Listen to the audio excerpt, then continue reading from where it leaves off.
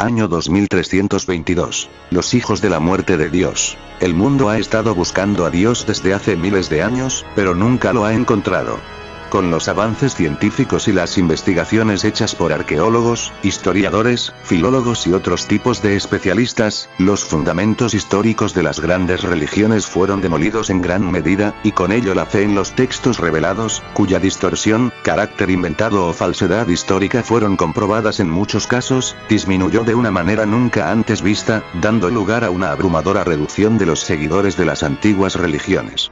Paralelamente, fueron surgiendo nuevas orientaciones religiosas, basadas más en concepciones filosóficas de las realidades espirituales que en textos revelados, orientaciones religiosas que en muchos casos, quizás siguiendo lo que podría catalogarse como moda espiritual y actitud intelectual sintomática de las nuevas sociedades, terminaron adoptando como nueva fuente de revelación a cuantos resultados arrojaban las investigaciones y los experimentos científicos orientados al tema de Dios y otros asuntos espirituales que, según se admitía comúnmente en la mentalidad de la época, tenían sus reflejos o expresiones en la dimensión de materia-energía que la ciencia podía explorar, y a la cual encontraba cada vez más compleja dado que, entre otras cosas, se habían descubierto nuevas partículas, y aquello naturalmente fortaleció la intuición de que probablemente el alma no era sino una entidad compuesta por partículas que aún no se descubrían, y que quizá eran originarias o simplemente interactuaban con otras dimensiones o con esos universos desconocidos a los que iban las partículas que, en las observaciones de la física cuántica, aparecían y desaparecían del espacio-tiempo. Hasta aquí todo parecería un panorama esperanzador, pero el paso del tiempo mostró que, las indagaciones científicas en torno a lo espiritual, estaban siendo claramente infructíferas, por decirlo menos todavía no existían evidencias contundentes de un cuerpo energético que pudiera equipararse a la idea del alma, y los frustrados científicos de la reducida cristiandad, y del Islam, que ya no era extremista para esa época, no habían podido encontrar nada que sugiriese un cielo o infierno en este contexto. A finales del siglo XXII nació, cual digna hija de la madre decepción, la esplendorosa y siniestra Iglesia necrótica. Un culto pesimista, derrotista, que hacía suyo el Dios ha muerto de Nietzsche, aunque dándole un sentido distinto y fatalista, de carácter teológico antes que filosófico, un sentido que permitía entender la frase de Nietzsche como Dios nunca estuvo vivo. ¿Una iglesia atea? No exactamente, ya que una de las creencias fundamentales de la Iglesia necrótica era que en general los individuos tenían, cual si fuese algo codificado en su condición humana, la necesidad de tener un Dios al cual adorar, necesidad que debía satisfacerse a toda costa, contra viento y marea, incluso si eso conllevaba a hacer lo que este nuevo culto había hecho: adorar a un Dios que, de alguna, o algunas, para ser más preciso, manera, estaba muerto. La Iglesia necrótica creció a una velocidad alarmante en los 40 años que siguieron a su fundación, y no se diga después, ya que en el 2280 el 95% de las sociedades occidentales pertenecían a esta iglesia, y en Oriente, que ya admitía la libertad religiosa en la práctica y no solo en teoría, sus afiliados eran casi el 50%, frente a un Islam y un hinduismo cada vez más famélicos, y un budismo que, a la par que tenía menos seguidores, había sabido acomodarse adecuadamente a los cambios, ya que siempre fue la más filosófica de las religiones antiguas. Quizá, una de las cosas que más fuertes hacía a la Iglesia necrótica, era la gran apertura de creencia que dejaba a sus miembros, cuya unión descansaba más sobre la desesperanza y la frustración espiritual que sobre creencias puntuales compartidas. De este modo, lo único indispensable para pertenecer a la Iglesia eran dos condiciones. 1. Dios tenía que estar muerto para ti, de una u otra manera, y 2. Tenías que necesitar a Dios en tu vida, que desear su presencia, que adorarlo. Pero, como a su vez estaba muerto, ese Dios necesitado, deseado y adorado por ti, habría de ser irremisiblemente un Dios que estaba muerto en el sentido o los sentidos que le dabas a la expresión.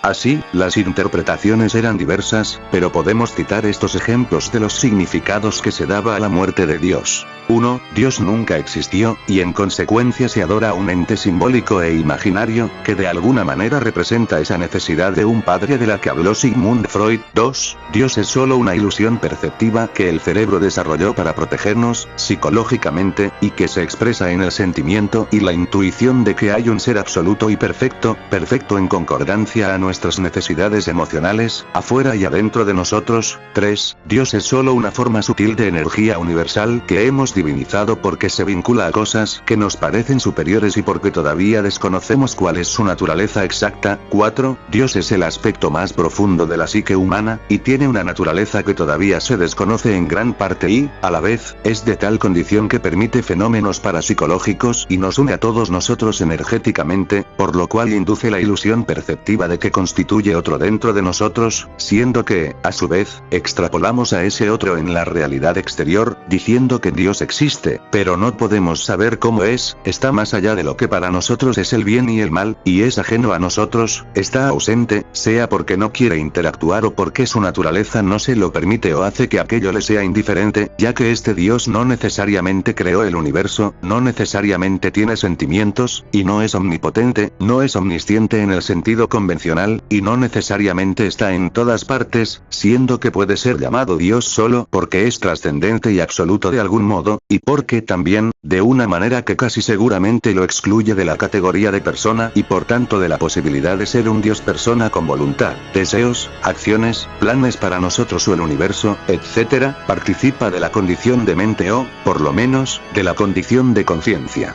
Ahora bien, como han de imaginar, dentro de la iglesia necrótica hay muchos que creen que Dios está muerto en la última manera, la número 5, y dentro de ese grupo está gran parte de los investigadores científicos que todavía buscan evidencias de Dios. En cuanto a mi experiencia personal, yo he estado en cultos de la iglesia necrótica, sin pertenecer realmente, y son indudablemente macabros, blasfemos según el decir de esos cristianos que tanto abundaban a inicios del siglo XXI. Verán, en todos los templos ordinarios tienen una representación, una escultura, del cadáver de Dios, que es de metal, mide en promedio entre 2 y 3 metros de altura, y es hecha en concordancia con las creencias mayoritarias que tienen los feligreses iniciales, del templo en cuestión, sobre qué atributos visuales simbolizan mejor al Dios muerto.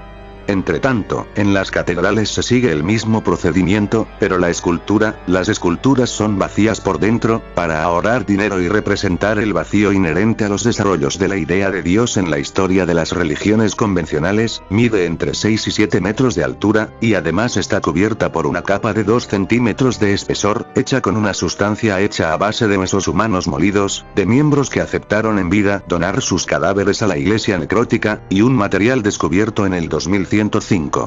Bien, esas estatuas de las catedrales son casi siempre horrendas, y en cada misa les rocían baldes de sangre fresca, que siempre tiene que ser de oveja blanca, y que la iglesia necrótica consigue en abundancia porque tiene acuerdos comerciales con los criadores de ovejas, que les guardan la sangre de los animales blancos. Hay inspectores que cuidan que sean blancas las ovejas fuente, cuando hacen matanzas para vender la carne de aquellas criaturas.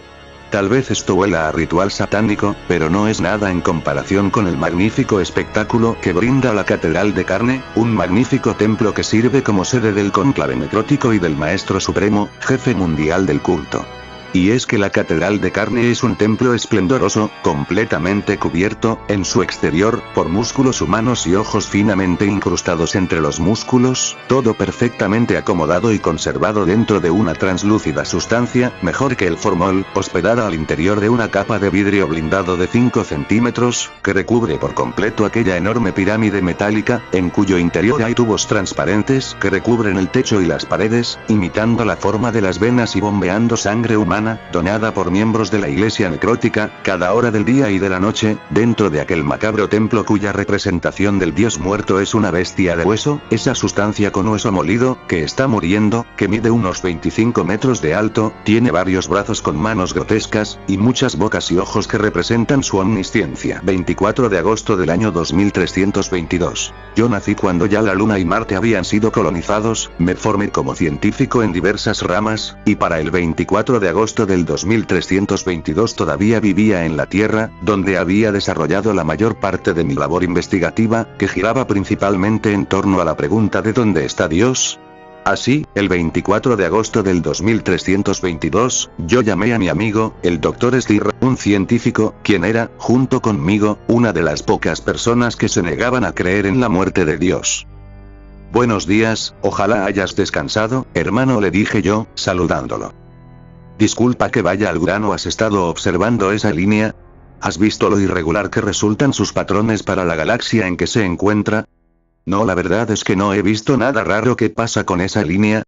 No estamos solos, no te diré más por ahora. Nos vemos en la oficina en 1 hora, hablamos. Vale, ojalá sea algo grande. La llamada me hizo sentir una felicidad que no había experimentado en mucho tiempo. Era reconfortante saber que todavía otros científicos creían que Dios vivía y debíamos seguir buscándolo. Y es que no lo he dicho, pero eso de nos vemos en la oficina se refería a la reunión por webcam que yo, Stir y muchos otros científicos habríamos de tener.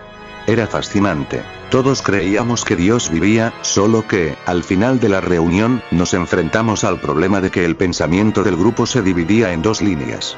La primera línea planteaba que Dios existía dentro de nosotros, como un ser real, no como una ilusión perceptiva o un simple aspecto interno, y que era allí donde había que buscarlo. Entretanto, la otra línea planteaba que Dios existía afuera, pero solo en el cielo se hacía lo suficientemente patente para ser conocido, aunque el cielo, según los defensores de esta línea, estaba o se manifestaba dentro de nuestro universo. En consecuencia, unos creían que era necesario experimentar con humanos, mientras que otros pensaban que se requería trabajar más en nuestra observación del cosmos. Por mi parte, era previsible que me decantase a favor del segundo grupo. Lo que me desconcertó y desmotivó fue que Stir se unió al primer grupo. Pero, sin embargo, conservé la esperanza de que los equipos mantuviesen buenas relaciones. Todo esto sucedió hace unos 6 años previos al año en que estoy escribiendo estas líneas. 12 de julio del 2328. Las investigaciones no han salido demasiado bien y nuestros fondos han sido insuficientes, por lo que no sorprende que más de la mitad del grupo, contando ambos bandos, haya desertado y se haya unido a la iglesia necrótica. Necesitamos esperanza, la hemos necesitado siempre, pero tal parece que a Dios no le importa que vivamos buscándolo y que perezcamos sin haber satisfecho por lo menos algo nuestra noble búsqueda de evidencias a favor de su existencia. Yo aguanté, pero otros no. Ellos simplemente perdieron la esperanza. Ahora he estado revisando mi correo, y resulta que curiosamente me encontré un mail de mi amigo Stir, con un informe adjuntado, informe que al parecer se refiere a los resultados de los experimentos hechos por su grupo. Experimento VXV con SFG. He aquí lo que Stir me puso en el informe sobre los experimentos de su grupo efectuados en humanos. Dr. Stir. Yo acepté la propuesta de mi amigo y un par de días después nos encontramos en un restaurante pequeño donde era casi imposible que se infiltrasen espías. Cuando lo vi, Stir estaba pálido, se veía estresado, algo andaba mal en él. Al preguntarle si estaba bien, mi amigo empezó a asentir con la cabeza repetidas veces, suspiró profundamente, se desparramó en la silla cual si fuera un borracho con sueño, abrió los ojos como un loco, y después se quedó viendo hacia arriba, mientras un hilito de sangre le chorreó de la boca abierta. Yo me aterré y me le acerqué velozmente, pero de pronto volvió en sí, tosió un poco de sangre, y me agarró la cabeza mirándome a los ojos, de tal forma que parecía esforzarse en convencerse de que todo eso no era un simple sueño. Por favor, siéntate, tenemos mucho de qué hablar, dijo Stir, con la voz quebrada. Stir, ¿qué te ocurre? Acabas de toser sangre, hombre, toser sangre. Robert, tú sabes que no te di el informe completo del experimento y la verdad es que quizá nunca lo haga. Queda poco tiempo, necesito que me escuches, ¿vale? Claro, te escucho, di todo lo que puedas. Bueno, verás, todo empezó cuando nos dimos cuenta de que el uso de espectroscopios SFG no estaba dándonos datos adecuados y suficientes. Entonces, algunos del grupo se ofrecieron como voluntarios para una versión menos extrema del experimento. Inicialmente no obtuvimos buenos resultados, pero la quinta vez algo pasó con el dolor. Tú ya sabes que antes de eso escuchábamos dentro de los sujetos esos gritos extraños sin fuente aparente, y para aquel momento los gritos seguían produciéndose. Bueno, yo personalmente los había oído también, y me había ofrecido de voluntario. Bien, lo escalofriante fue que los gritos extraños estaban comenzando a volverse más fuertes y todo cobraba sentido, al menos para mí y aquellos en quienes se producían los gritos, porque nosotros podíamos sentir que algo estaba tomando el control, aunque las máquinas no pudieran registrar nada relativo a eso. De todas formas yo tuve miedo y ya no me ofrecí de voluntario para el sexto experimento, pues quizá no estuviese hablando contigo si ese hubiese sido el caso. Robert, entiéndeme. Algo terminará saliendo de mí, dijo Stir con la voz quebrada, antes de suspirar y quedarse quieto mirándome, mientras le resbalaban varias lágrimas por las mejillas. Amigo, estás muy mal, tienes que aquí paré porque me interrumpió.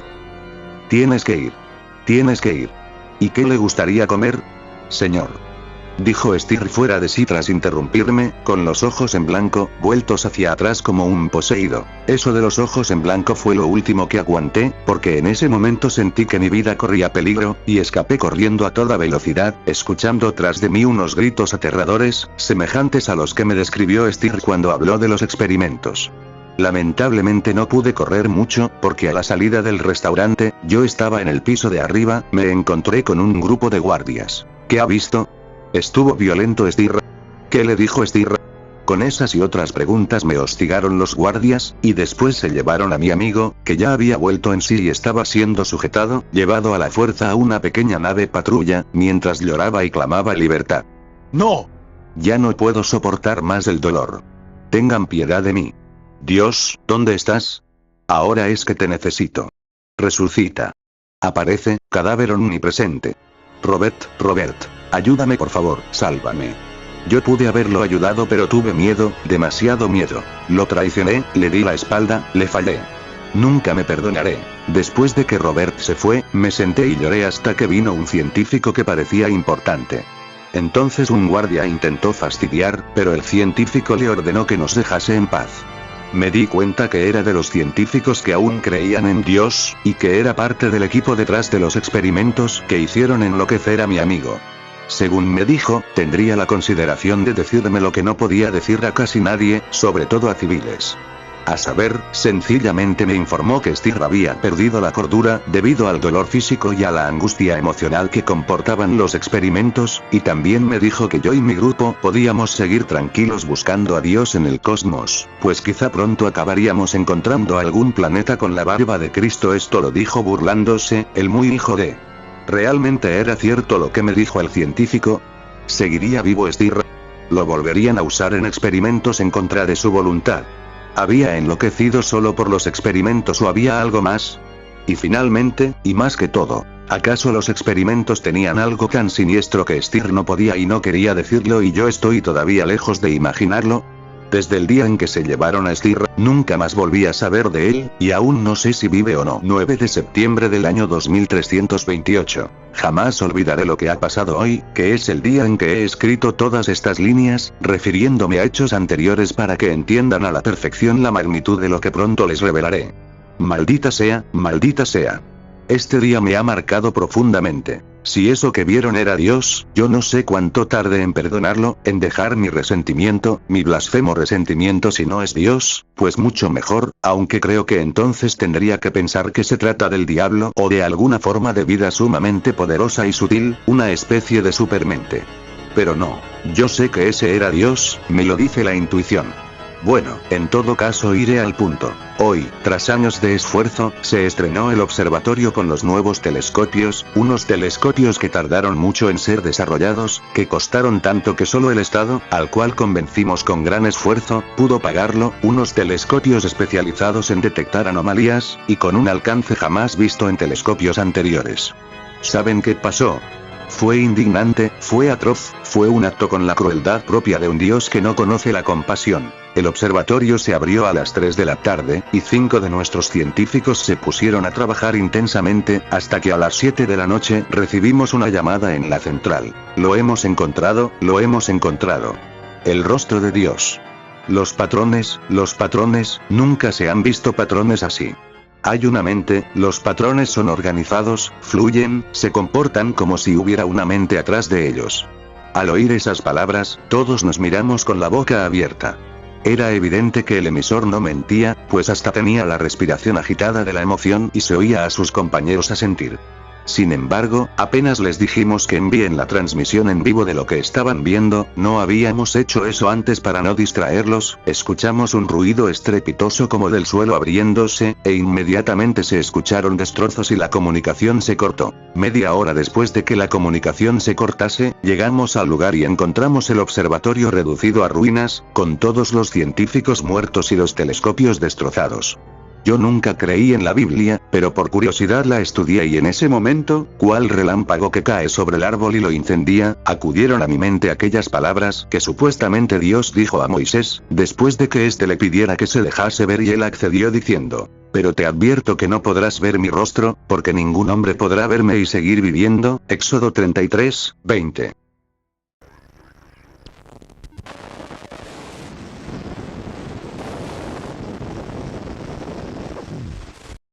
Básicamente, desde que era un niño pequeño, fui criado como cristiano.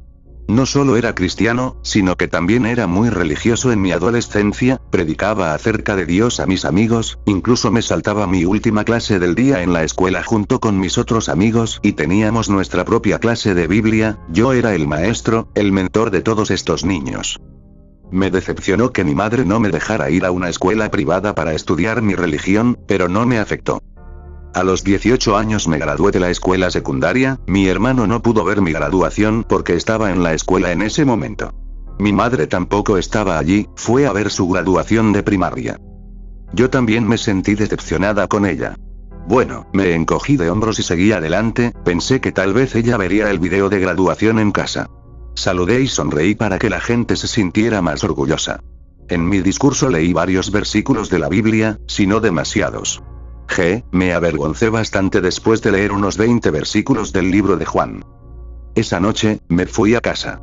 Me sentí muy bien de haber terminado la escuela, mi último año había terminado. Mi madre estaba en casa, hablando con Mark, mi hermano. Estaban hablando de que Mark iba a ir a una escuela privada el año que viene. Mi hermano parecía un poco decepcionado de no poder volver a ver a sus amigos, pero mi madre lo convenció diciéndole que Dios está antes que los amigos. Me quedé boquiabierto. No era justo. No podía ir a una escuela privada. Tenía muchos celos de Mark, pero en el buen sentido. Estaba orgulloso de él, feliz por él. Lo preparé para el año que viene y ni siquiera ha pasado un día de vacaciones de verano. Estuve sonriendo y hablando con él en su habitación toda la noche. Cuando estaba buscando en mi armario cosas escolares para Mark, me di cuenta de que había una Biblia muy vieja en el fondo, enterrada profundamente. Después de eso, antes de irme a la cama y después de ducharme, leí la Biblia que encontré. La primera página decía publicado por primera vez en el año 0000, publicado por última vez en 1982. Pasé a la página siguiente que enumeraba todos los evangelios, pero algo pasaba con ella. Incluía los evangelios gnósticos perdidos, y también los he leído, pero nunca había visto los evangelios habituales y los gnósticos en la misma Biblia al mismo tiempo. Pero había un evangelio más que no reconocí. Se llamaba el Evangelio de Gog. Lo abrí en ese evangelio, con sospecha. Por extraño que parezca, tenía mi nombre, el nombre de mi madre, el nombre de mi hermano, de hecho, el nombre de todos los nombres que conocía en la vida real, que alguna vez conocí y con los que conocí no tan bien y los veo al menos ocasionalmente, estaba en ese evangelio. Llenó unas 12 páginas, letra pequeña, y había fechas enumeradas al lado de todos sus nombres. Me di cuenta de que las primeras fechas eran su año de nacimiento, y la segunda fecha debe haber sido su muerte. ¿Cómo iban a saber los editores mi nombre, mi fecha de nacimiento o los nombres de mis amigos y familiares? ¿Se trataba de una extraña coincidencia? No, no podía serlo. Pasé las páginas y noté que algunas estaban escritas en rojo. Las que estaban en rojo eran las de personas que yo sabía que ya habían muerto. No quería ver el día de la muerte de nadie, así que ignoré esa segunda fecha en todas ellas. Pero en la última página vi una cita del Evangelio que decía: matad, pues, las palabras que dan celos. Matad las bocas que engendraron esas palabras, colgadlas de un árbol con alambre de púas. Gog 1:1:1. Esto tiene que ser falso, la Biblia no exigiría la muerte, ¿no? Había otra página, lo cual era extraño porque recordaba que era la última, pero supongo que simplemente no me di cuenta. Pasé la página y leí las palabras del Evangelio. No es la Santa Biblia la que hace tales exigencias, aunque lo hace. Hazlo ahora o arderás para siempre. Gog 1:1:2. Tenía que ser un mensaje de Dios, era demasiada coincidencia para ser verdad. Pero la única persona que me dio celos fue mi madre. ¿Él quiere que mate a mi madre? Oré un poco al Señor, pidiéndole que permitiera a mi madre vivir. Oí a mi madre que decía desde abajo: Gabriel, ¿por qué sigues despierto? Sé que mañana no hay clases, pero tienes que irte a dormir. Lo siento, mamá. Dije. Recé otra vez y me fui a dormir. En mi sueño, un hombre con la cara destrozada me acechaba durante horas. Finalmente grité: ¿qué? Entonces, vi su cara horriblemente destrozada. Me recordó algo. El hombre dijo, con la voz más profunda y poco realista jamás vista: mata a tu madre o arderás para siempre. ¿Quién eres tú? Pregunté. Lo soy, anunció con la misma voz y casi cortó mi frase con una respuesta tan rápida. Desperté un segundo después. Todas las luces estaban apagadas, todos dormían. Noté un dolor agudo en la frente. Extendí la mano y había una pequeña nota grapada en mi frente. Me dolía más cuando la vi. Intenté arrancarla, lo que me dejó un pequeño grito de dolor y agonía. Leí la nota mientras sostenía el corte, era un evangelio. Da muerte a tu madre, porque entonces seremos salvos. Dios 1:1:1. No podía haber sido una coincidencia. Ahora sabía que todo esto era en realidad un mensaje de Dios. Dios me estaba diciendo que asesinara a mi madre. Entonces entré en su habitación, estaba profundamente dormida. Casi lloré, nunca más la volvería a ver despierta, nunca más. La apuñalé con un cuchillo de cocina y murió rápidamente, no tenía por qué morir de dolor. Caí al suelo llorando. Por favor Dios, cuida de ella. Grité al cielo despertando a mi hermano. Miré la nota y noté que ahora tenía más palabras. Y cuando entre tu hermano, ponle el cuchillo en el rostro. Dios 1:1:2. ¿Por qué, Dios, por qué? Grité fuertemente. Rápidamente saqué el cuchillo del pecho de mi madre, la sangre brotaba por todas partes. Esos pequeños pasos golpeando la habitación.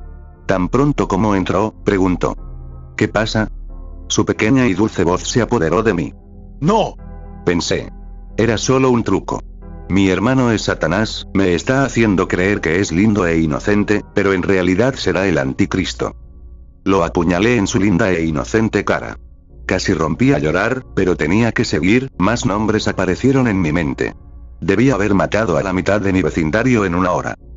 Me caí en la calle, vomitando. ¿Por qué Dios me había puesto en este trabajo? Siempre quise ser un héroe de la Biblia como Noé, Jesús y Moisés, pero me di cuenta de lo duro y horrible que era serlo. Lloré mientras perseguía a mi siguiente víctima. Entré en su casa y lo maté. Por la mañana, no había nadie fuera, excepto yo, que dormía en medio de la calle.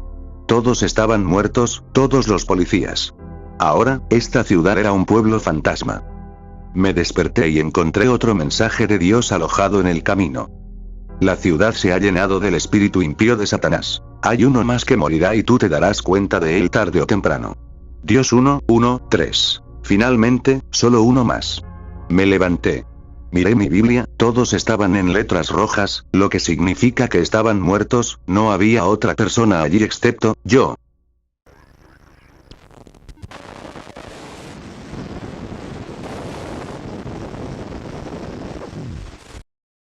En mi pueblo hay una historia que se van contando desde hace tiempo, que es transmitida de boca en boca de padres a sus hijos, y estos a sus hijos.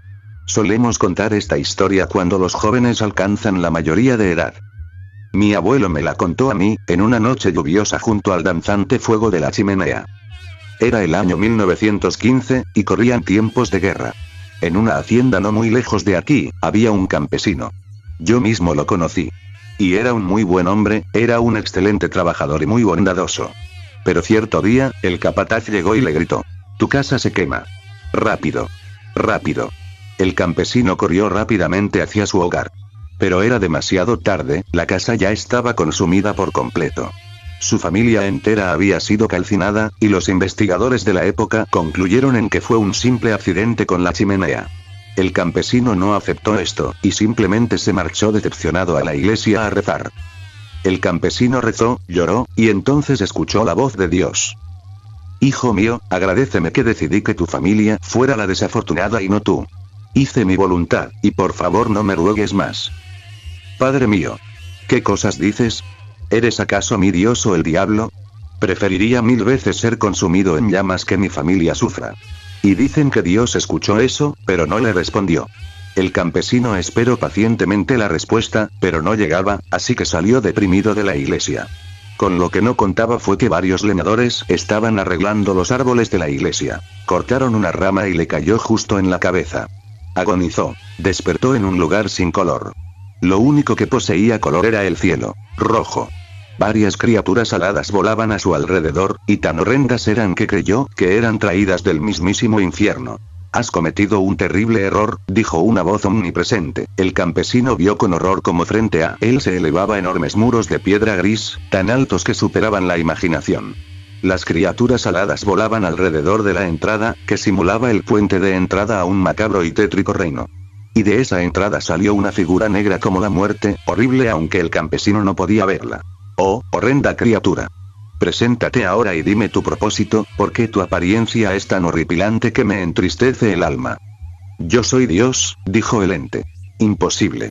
Dijo el campesino, turbado, Dios es más hermoso que toda su creación junta. Tú no eres Dios. ¿Crees, insensato campesino, que mi creación es bella? Díselo a los hombres que mueren ahora por culpa de sus avariciosos hermanos. Yo soy Dios. Imposible. Volvió a replicar, Dios es el ser más puro y más hermoso que uno pueda conocer. Tú eres horrible, horrendo, pútrido y oscuro como la muerte. Tú no eres Dios. ¿Acaso crees, insensato campesino, que Dios debe ser puro y hermoso? ¿No es hermosa la fealdad y pura la impureza?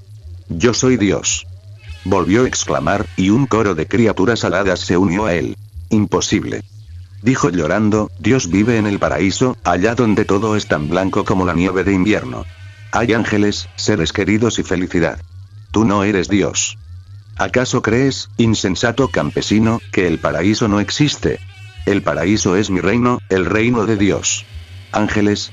Son esas horribles criaturas que ves. Seres queridos. Están todos aquí, porque todos me sirvieron en vida y todos me servirán en muerte, para la larga eternidad. Devastado, el campesino comenzó a llorar a los pies de la criatura, a los pies de Dios. Llora cuanto quieras. No debiste servirme, eres un insensato. En el infierno, mi hermano el diablo se encarga de reformar a los pecadores para luego traerlos aquí. Ahora que ya sabes esto, debes quedarte aquí para siempre. ¡No! Por favor, Dios. No lo hagas. Dame una segunda oportunidad. Y sin vacilar, Dios devolvió a ese hombre a la vida. Y el campesino, una vez despierto, comenzó a relatar su experiencia en el paraíso. Pero nadie lo escuchó, y lo tomaron por loco. Y, finalmente, en un acceso de locura, terminó con su vida. El suicidio es un pecado, y aquel campesino jamás quería ver a Dios otra vez.